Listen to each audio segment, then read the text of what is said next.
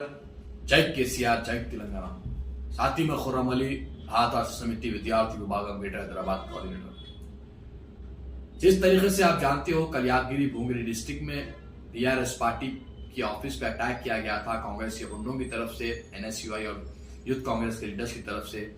मैं उसका totally condemn करता हूं। जिस तरीके से तेलंगाना के चीफ मिनिस्टर रेवंत रेड्डी जी खुद होम मिनिस्टर है, तो मैं पूछना चाहता हूं रेवंत रेड्डी जी से कि क्या लॉ एंड ऑर्डर चल रहा है तेलंगाना में। जिस तरीके से कल एक पार्टी ऑफिस पे अटैक करना, ऑपोजिशन पार्टी पे अटैक करना, जाकर वहां के पूरे पोस्टर्स को फाड़ देना, तोड़ देना, कर देना, इसके बावजूद भी उन पे कोई कंप्लेंट्स नहीं बुक हुई है। मैं डीजीपी और तेलंगाना से कहना चाहता हूं कि जल्द से जल्द उनके ऊपर एफआईआर बुक होना चाहिए, उन पे केसेस बुक होना चाहिए और उनको रिमांड में लेना चाहिए। मैं डिमांड करता हूं और तेलंगाना की आवाम को कहना चाहता हूं कि कांग्रेस गवर्नमेंट सिर्फ तेलंगाना की आवाम को बेवकूफ बना रही है, उनके सेंटीमेंट से खेल रही है। जिस तरीके से राहुल जी आए थे, सोनिया जी आए थे, प्रियंका गांधी आए थे, आकर तेलंगाना वालों को एक से एक झूठी बातें किए थे, 6 गारंटी की बात किए थे। आज 1 साल तो कंप्लीट होकर भी कई दिन हो चुका है, बट 6 गारंटी में से कोई गारंटी नहीं हुई है। पिछले 10 साल में जो नहीं हुआ है, ये 1 साल में वो हो गया है। इस तरीके से तेलंगाना की आवाम परेशान है।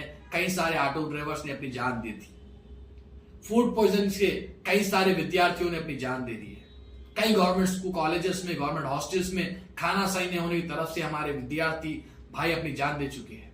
इसकी जिम्मेदारी कौन उठाता है? कई सारे किसान अपनी जान दे रहे हैं, कई सारे किसान परेशान हो चुके हैं, उन्हें लोन नहीं मिल रहा है, तो बीमा नहीं मिल रहा है। बट हमारे तेलंगाना के चीफ मिनिस्टर साहब को असेंबली में बात करना है तो पुष्पा 2 की बात करना है, अल्लू अर्जुन की बात करना है। उन्हें किसी से फर्क नहीं पड़ता कितने किसान मर रहे हैं, सीएम साहब को फर्क नहीं पड़ता। कितने विद्यार्थी मर रहे हैं, सीएम साहब को फर्क नहीं पड़ता। कितने ऑटो रिक्शा ड्राइवर्स मर रहे हैं, सीएम साहब को फर्क नहीं पड़ता। ग्रुप 2 के स्टूडेंट लाठी खा रहे हैं, सीएम साहब को फर्क नहीं पड़ता। आशा वर्कर्स रोड पे आ चुके हैं, सीएम साहब को फर्क नहीं पड़ता। सीएम साहब को फर्क पड़ता है तो पुष्पा 2 से और अल्लू अर्जुन से।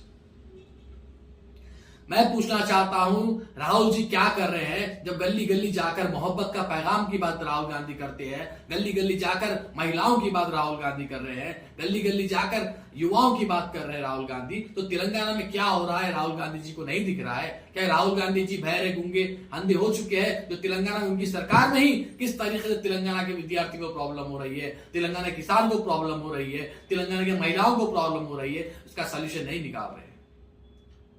कई दिन से हमारे किसान भाई अपने हक के लिए, हेतु बीमा के लिए रोड पे प्रोटेस्ट कर रहे हैं, रोड रोक रहे हैं, खुद भूखे मर रहे हैं। बट राहुल जी, हमारे रेवंत जी को कोई फर्क नहीं पड़ रहा है, राहुल जी को कोई फर्क नहीं पड़ रहा है। वो इश्यू को डाइवर्ट करने के लिए इस तरीके से अपने कार्यकर्ताओं को भेजकर अपोजिशन पार्टियों पे हमला कर रहे हैं, ताकि पब्लिक का ध्यान वहां से भटक कर ये तरफ आ जाए। तो मैं कहना चाहता हूं रेवंत रेड्डी जी से कि तेलंगाना की आवाम इतनी बेवकूफ नहीं है। आप पार्टी ऑफिस पर अटैक करो, आप केसीआर साहब को इलीगल केसेस में केटीआर साहब को अरेस्ट करने की बात करो, बट हमारा हक हमें लेना चाहिए। तेलंगाना की आवाम को और तेलंगाना के लोगों को भरोसा है कि केसीआर ही उनका सहारा है और केटीआर साहब हमारे साथ है और केटीआर साहब के हम खुद साहब है, तो ना कोई केटीआर साहब का कुछ बिगाड़ सकता है, ना कोई तेलंगाना वासियों का कोई बिगाड़ सकता है, ना बीआरएस पार्टी का कोई बिगाड़ सकता है। और मैं खबरदार करता हूं, इस टाइप के अकाउंटमेंट से, इस तरीके से अगर अटैक करेंगे तो बीआरएस पार्टी में भी बहुत सारे लोग हैं और हम भी खामोश नहीं बैठेंगे।